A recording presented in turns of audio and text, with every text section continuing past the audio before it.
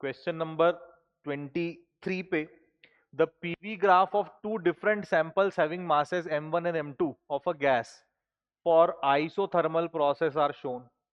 ठीक।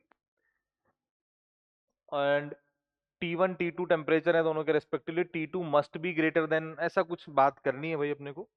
तो देखते हैं अपन, किसी भी एक प्रेशर पे मैंने बात कर ली। ये हो गया V1, ये हो गया V2, ये हो गया कोई प्रेशर P0। तो मैं देखो PV is equals to nRT से अगर मैं V1 लिखूंगा तो कितना आ रहा होगा, nRT1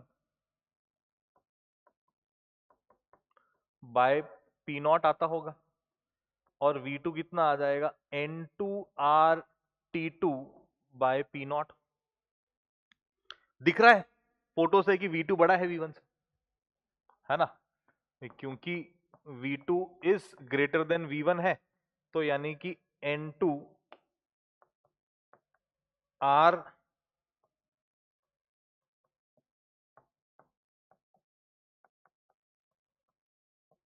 तो ये R बाई P0 से R बाई P0 उड़ा दो, तो यानी कि ये N2T2 should be greater than N1T1।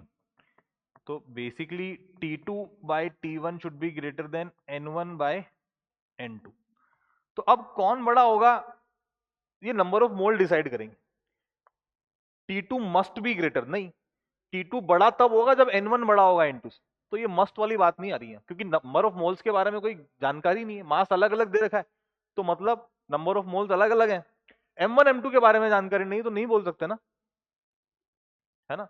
तो इसको चाहो तो ये यहाँ पे ये भी बात कर सकते हो कि N1 N2 या M1 अपॉन M2 भी कर सकते हो, क्योंकि सेम ही गैस है तो मोलर मास तो सेम ही होगा।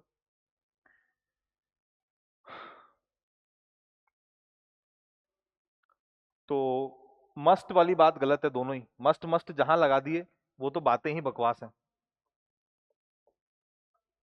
तो बस एक ही सेंसिबल ऑप्शन लगता है भाई, T2 में भी इक्वल, कब इक्वल होगा, जब M1 और M2 बराबर होंगे तो T1 T2 भी बराबर हो जाएंगे।